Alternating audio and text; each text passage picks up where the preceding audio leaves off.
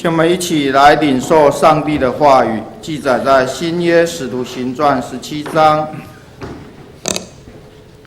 我们要从22节看到31节。和本圣经在190页，其他版本请看荧幕。保罗站在亚列巴谷当中说：“众位雅典人啊，我看你们凡事很敬畏鬼神。我游行的时候，观看你们所敬拜的，遇见一座坛，上面写着卫士之神。你们所不认识而敬拜的，我现在告诉你们，创造宇宙和其中万物的上帝，既是天地的主，就不住人所造的殿，也不用人所服侍，好像缺少什么。自己倒将生命气息万物赐给万人。他从一本造出万主的人，住在全地上，并且预先定准他们的年限和所住的疆界，要叫他们寻求上帝，或者可以揣摩而得。其实他离我们个人不远，我们生活、动作、存留多在乎他。就如你们作诗的，有人说，我们也是他所生的。我们既是上帝所生的，就不当以为上帝的神性像人用手艺心思所雕刻的金银石。世人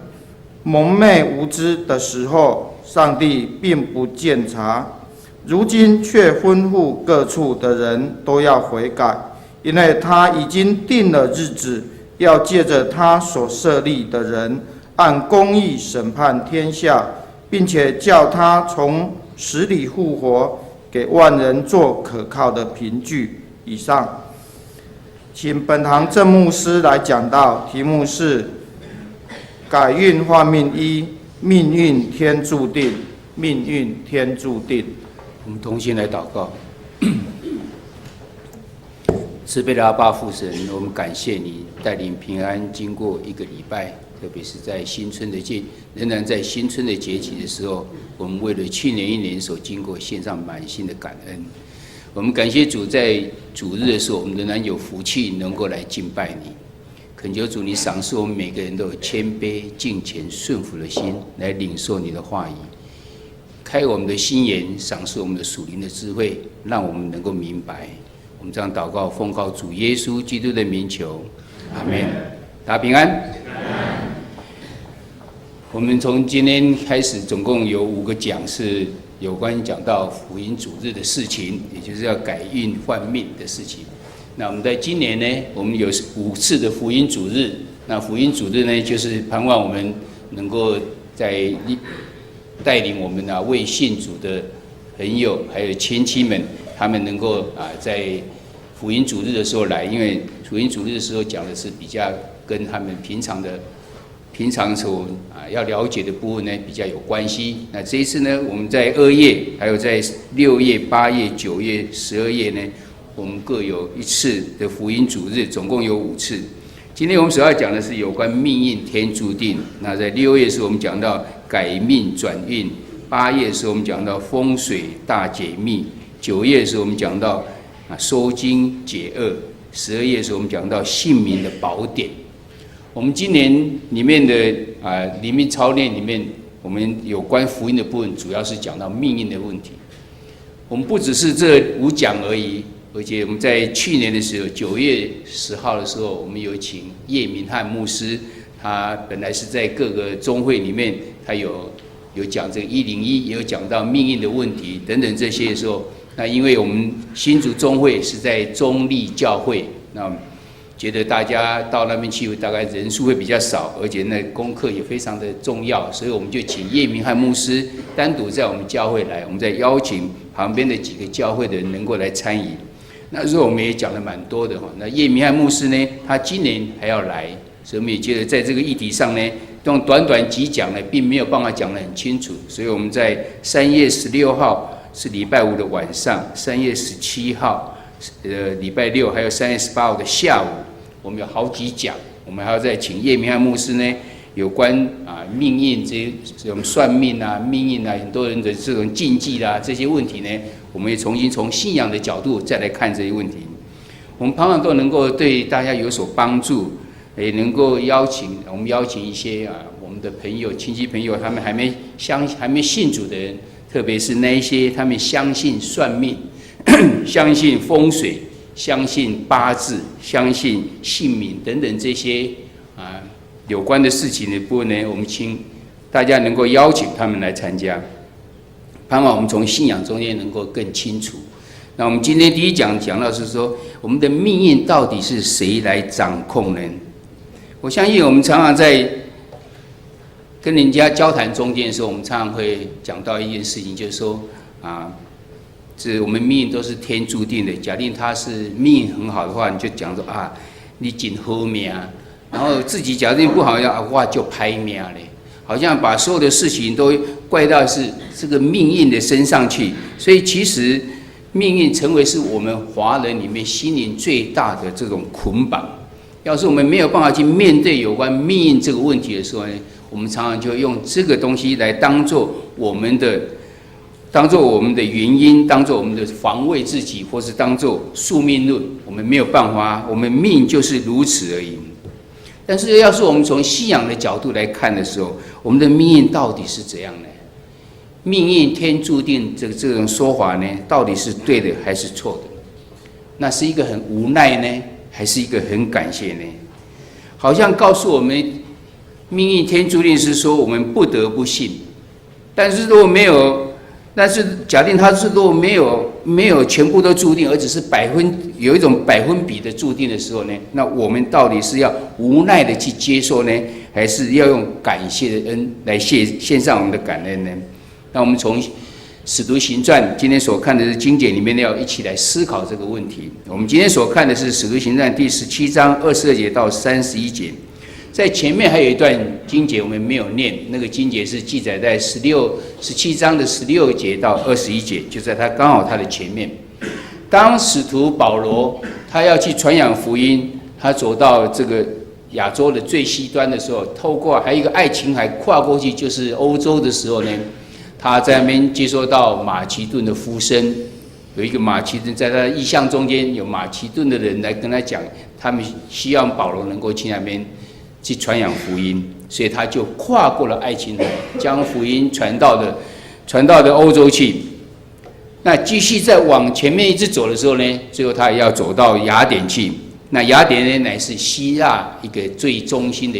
一个地方。在重要的重镇里面呢，那雅典人呢，他们很喜欢的是有关探讨他们的真理，或是辩论学说一些哲学的部分。所以保罗到那个地方的时候，他看到在17章16节到21节里面记载的说，他看到满城都是一些偶像，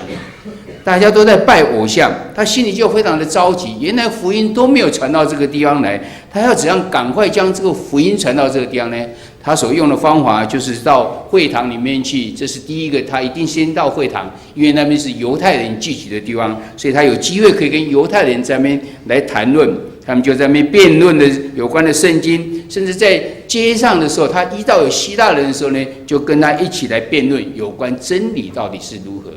后来他甚至到亚列巴谷议会堂去，原来亚列巴谷呢是雅典城里面的一个小城。而在那个城上面呢，他们一个小山，在小山上面呢，他们建了一个是他们的议会，他们的市议会就在那个地方，所以他们就在长门那边开会。后来这个亚列巴谷呢，也成为市议会的这个代名词。讲到亚列巴谷呢，就是他们市议会所在的地方，也就是这个城市里面最重要的一个地点。他们的一些人就邀请保罗能够到那个地方去。那保罗在这边告诉我们，今天所看的经节里面，在23节里面呢，他就开始讲说，他说看到满城的地方，他都看到我游行的时候，观看你们所敬拜的，遇见一座坛，上面写着卫士之神。原来他们非常的敬神，敬畏这个鬼神，所以他们连怕没有拜到，所以这边讲了有一个卫士之神。我们想想这情形，就好像跟我们台湾还是非常的相像的。因为台湾人呢什么都拜，不管是星辰山川啊、木石灶门啊、风仪雷电啊、伟人的亡灵啊、神话传说啊，几乎是无所不拜。我不知道大家还记得吗？在40几年前的时候，第一个抢那个银行的那一位姓李的叫李师科，我相信在我们这有一点年龄人都记得这件事情。他后来被抓了，也被枪毙了。然后曾经就看到有一个庙是拜李师科的，有人把它当成是一个伟人去看待，或者是我们知道我们庙里面呢也有关公的庙，甚至有蒋中正的庙，有很多的庙，包括我们讲的妈祖或是拿刀界，这些都是一些我们所知道的人，但是他们过世之后就把它当成是一个神在拜，或是甚至我们连动物也在拜。18王宫那边的这些动物也在拜，台湾人好像是把所有的东西都当作是一个鬼神在拜。那为什么会有这种想法呢？原来每个人也都知道，我们人是非常的软弱的，人是非常的有限的，所以人都在寻求可以比自己的能力还高的。要是有传说，人家说那个好像非常的灵，你跟他求什么，他都会实现在你的身上，哇，就赶快去。因为他所希望就是能够有大于自己的力量在。雅典人也是一样，他们甚至怕有些已经遗漏掉了，就摆了一个卫士之神。保罗呢，就利用这个机会告诉他说：“我告诉你们，那个卫士之神是谁？原来就是应该是独一的真神。”这边讲说不是另外一个神，而是独一真神。代表你其他的都是假的，只有这个才是真的，而且只有一个而已。这是独一真神。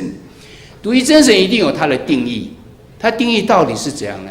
独一真神他应该是一个创造的主，他创造了宇宙万物，创造了天地万物，而且他假定是创造的主的时候，他当然他就掌握了这个天地的主宰，他就不会住在人所造的这个殿里面呢。也不用人来供奉三星来蔬果，好像他缺乏什么。像这一语就已经点破了我们在台湾的那些在庙中间的这些敬拜一样，他们一定要杀猪杀羊，然后要摆很多的生果在那个地方，要好像那个神他会饿，所以赶快要敬奉他一样，然后就把这个神只限制在庙里面。假定我们所拜的神是独一真神的话，他一定是创造宇宙万物的神。他创造宇宙万物，他当然就不可能住在我们所造的这个殿里面，也不需要我们去供奉他。这是在使徒行传17章24节到25节前面所说的。不只是这样，他既然是造我们这些造世界万物的话，他也掌管了人的命运，所以他将人的气息，将我们的万物都赏赐给人。而且他也让各族有不同的民族的人呢，住在全所创造这个宇宙中间。他甚至定了他们的日期，定着他们的疆界，也定了每一个人的生活，他的动作，他的存留。假定天上真的有一个创造宇宙万物的神，他应该是要做到这样。那我们也从很多的地方去研究，很多人在研究宇宙到底是如何形成的，到底是像这种进化论所讲的，还是真正有一个创造论出来？我相信这个已经讲很多次，我们大家都应该了解这方面。宇宙不可能是由进化论产生的，因为有太多的盲点没有办法解释，所以它是一种创造论。有一个神创造了人，他创造了宇宙万物，所以他不住在人所造的这个殿里面，他也不需要人去供奉他，他甚至造了人之后，让人可以去享受这个宇宙万物，他也给人有了生命，有些很多的智慧，可以去发现很多东西，发明了很多东西，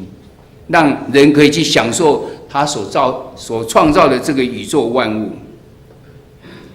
所以我们要是这样来讲的时候呢，我们所说的命运天注定呢，这个天呢，不是讲天空的天，也不是讲那个卫士之神的天，乃是讲这是创造宇宙万物的那个独一真神。命运假定我们宇宙万物，我们人都是神所创造的，那命运是不是天注定的？我相信是非常清楚。但是真的就是只有这样子吗？我相信背后的意义更重要，并不是只有我们就算了，这个是宿命论，就是这个样子。所以不管我怎么努力都没有什么用。我相信再继续解释下去呢，我们就能够明白。所以命运天注定呢，告诉我们的命运是由这一位独一真神他来掌管，他来赏赐给我们的。所以我们应该去认识这个真神。认识赏赐掌管我们命运的真神，他的本意、他的心意到底是如何？他要我们像机器人一样，要像他的一些程式灌在我们身上，是怎样就怎样啊？是这个样子吗？还是有其他的意义存在呢？这一位独一的真神呢，他既然是创造宇宙万物的主宰的时候呢，那他当然也是掌管的我们所有的命运。他是一个至高至大，所以不可能用我们的人的手去把它雕刻，不管你是用木头也好，你用金子也好，用银子也好，去把它雕刻出来，这就是神。那当然他一定不是独一的真神。甚至我们要是这样子做的时候，我们简直是在亵渎这位神。他是在受我们的控制，我们把它雕刻成什么样子就是什么样子，我们把它摆在这边，他就是在这边。好像神就是在这边，所以要是他是这样的一个神，显然他不是一个真神。真正的神，他乃是一个无所不在的神，所以他不可能被限制在一个地方。我们常常在想说，我们人类在追求宗教，宗教的意义到底是如何？宗教是我们人在寻找宗教呢，还是宗教在寻找？是神在寻找人，还是人在寻找神？我相信一个真正的神的时候，他创造了我们人之后，他是在等待着人要回到他的本意来，要再次的认识真正创造他的人是什么。但是我们常常就颠倒了，我们常人来决定哪一位才是真神，所以我们就决定说我们要拜这个神，或者是我们在六合彩或是这些非常风行的时候，常常看到开讲的隔天的话，在很多的这种荒山野外的地方，就看到很多的这种雕刻，很多的这种所谓的偶像就被砍头，然后丢在那个地方，因为他没有祝福他。到底是人在决定真神呢，还是真神就是真神？人是在寻找这些真正的神。我相信这可以让我们可以明白到，真正的神乃不是人去决定他。你相信不相信他，他都是真神。那在旧约有这么长的时间，甚至到新约的时候呢，保罗写的这个书信要把福音传到欧洲里面去的时候呢，他在30节到31节，他讲了这么一句话，他说：“人在蒙昧无知的时候呢，神30节说，世人蒙昧无知的时候，神不鉴察，如今却吩咐各处的人都要悔改。”原来在那时候，犹太人他们所知道的神，也不过是透过摩西所颁的律法，然后我们就遵照了律法而行，就认为这样可以得救。但是到新约，耶稣降生之后，将上帝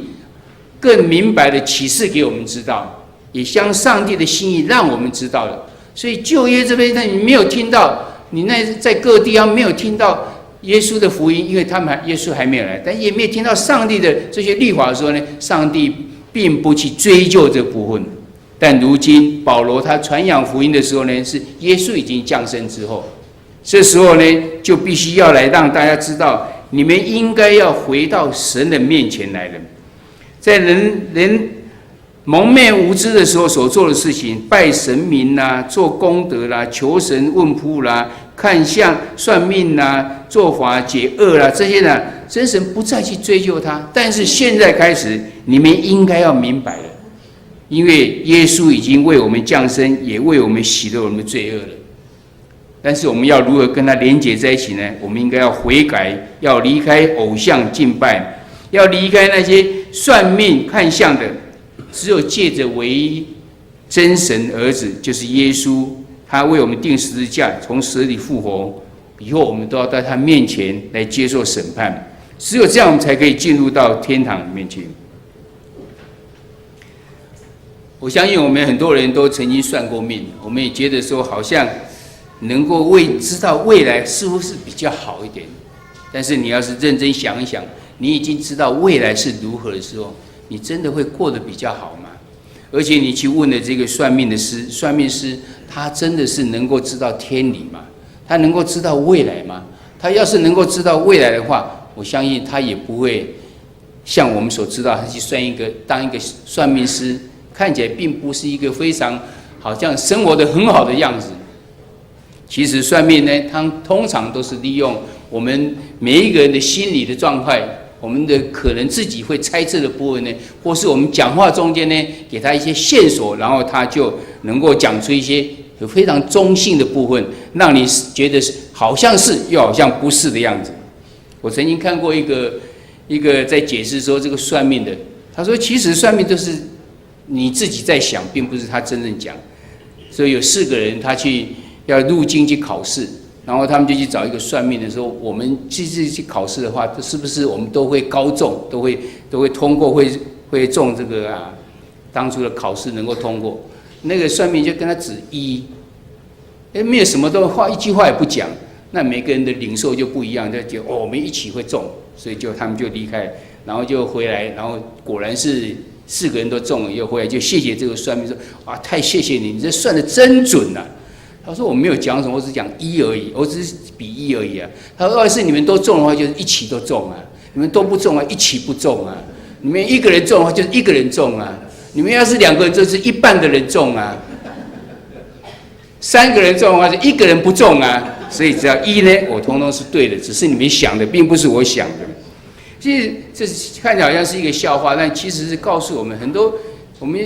多这种算命或是这些，其实他们没有办法洞察这个未来的这个命到底是如何，因为他们不是掌管我们生命的人，他不是掌管这个宇宙万物，只有神才能够知道。甚至连耶稣要再来的时候，耶稣都自己说他也不知道啊，只有父才能够知道这件事情。所以这些事情只有独一的真神他能够知道。那这一位独一真神到底是怎样呢？在今天的经节里面呢，17章的27节，他会讲到这位掌管独一的真神呢，他离我们个人不远，可以揣摩而得，我们可以认识他，并没有借口。有些人会借口说，我并不知道，因为福音没有传到我来啊。但是呢，其实他应该知道，这是宇宙一定有一位神，而这位神呢，是掌管我们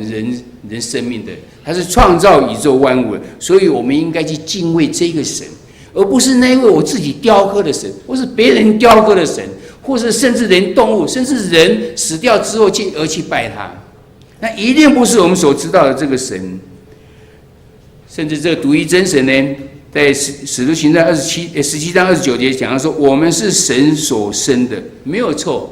每一个人都是神所创造的，而这个神呢，他要跟我们有互相之间有来往，所以他用他的形象跟他的样式呢来造我们。我们生命由他而来，但是很可惜，我们悖逆不行他，所以我们就深陷在罪恶中间，而且我们就不认识他了。这位独一的真神，他应该有怎样的特性呢？他应该是一个公义的神，也是一个怜悯的神，否则他就不是一个真神。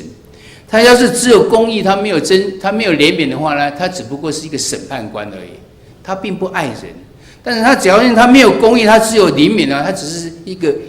没有标准的爱人的神，相信这个世界就会非常的乱。所以为了要这两个属性是一个互相矛盾的，又是公义又是怜悯，怎么办呢？公义的话，就是我们有罪，他一定要有刑罚；而怜悯的话呢，不管如何，我都要爱你，我都不愿意刑罚你。要是如何呢？我们罪人都已经犯了罪之后，神知道我们的软弱，他没有办法靠我们自己能够洗清我们的罪，所以他用的方法就是差遣他的独子耶稣降世为人，钉在十字架上，流他的神的宝血呢，洗净了我们的罪，让我们跟神能够再次复合。因为这样就解决掉神公义的问题，因为有人已经受刑罚了，而借着差遣他的独子来说，也显示他的怜悯在我们的身上。不只是这样，他还开放了一个盼望给我们，就是我们能够，要是我们愿意悔改相信耶稣的话呢，他甚至认我们为他的儿女，这是何等大的这个权柄在。所以我们的命呢，要是若是由这一位独一真神，而不是由人或是由不美善的神来注定的话呢，我们实际上应该说，我们真是好命啊！我不知道你的命好不好，这跟你相信的神有关系。你相信的神是一个有权柄的神，又是一个美善的神，又是一个信实的神，缺一不可。只有权柄的话，他又不是信实，又不是美善，那他对你不一定是好啊。他有权柄没有错，我们看到我们地面上的这些很多的国家，阿敏总统那些什么很多国家，他们有权柄，但是他没有善待他的百姓啊，没有用的。这个要有权柄，他又是一个美善的神，他是爱世界的、爱世人的，他爱你我，所以他所做的事情都是对你好、对我很好的。然后你可以相信他所说的话吗？他要必须是信实的神。哪一个神他能够信实？从几千年、几万年都是一样，而且能够让你知道他的信实，他所讲的应许是什么呢？我们所相信的神，他透过圣经里面告诉我们，这里面所讲的，他从来不违背，不管是几万年前、几万年以后都是一样。所以你可以你相信的神是一个有权柄的神，又是为你好的神。同时，他又将很多的应许永远保持着，他会应验，而且不会去违背他。那你相信的神是这样的一位神的话，你当然会非常的有盼望在，你的命就真正的是好。但是我们要问说，为什么世界上还是这么样子不美好呢？因为我们在这世上呢，确实是不美好，因为我们世人都犯了罪，都亏缺了神的荣耀。在罗马书第3章23节就是这样告诉我们：世人都犯了罪，我们亏缺了神的荣耀。以赛亚书59章1节、2节也告诉我们，他说：神并不是他的膀臂缩短了，没有力量拯救你，也不是他的耳朵发沉了，他听不见，乃是因为我们的罪孽隔绝了我们跟神的关系。我们的罪恶呢，让他掩面不听我们。原来是罪阻挡了我们跟神的之间。我们人是怎样罪呢？因为我们人去拜了假神，我们拜了偶像，所以我们就将我们的主权交给黑暗来掌管了。这样的结果呢，只会带来偷窃、杀害跟毁坏。约翰福音第10章第10节，盗贼来无非是毁坏、杀害跟偷窃。神原来的美意，创造宇宙万物乃是一个美意的，是要人跟他一起来享受、管理这个宇宙的。但是可惜我们人犯了罪，我们隔绝了跟神的关系之后，甚至不止这样，我们还去拜了假神。我们将我们的主权交出来给神了，给偶像，给这些假神了，然后他就掌控了这世界。所以看到我们这世界呢变坏了。这时候我们所看到这命运天注定的天呢，已经偏差了，所以它带来的是一个毁坏，它带来的不是一个祝福。要是我们能够回到正确的这个命运天注定的这个天的时候呢，我们就能够来享受独一真神的祝福。只要我们相信，我们愿意依靠耶稣，就能够得着。我们有几个见证来看。第一个，我们来看黄美莲博士。黄美莲博士呢，等一下我们都有一个短片，让我们来看一下。很多人都知道他的故事，他是一个脑神经麻痹的，就是说他没有办法控制他的四肢，包括他的讲话他都没有办法。但是这个人，要是我们平常认为的话，这个已经台语讲说 Q 感没有用了。他能够做出什么？但是你看他的后面抬头是长是博士，他这样子的努力，他在艺术上他就是很好的发挥。他自己做的见证是这样，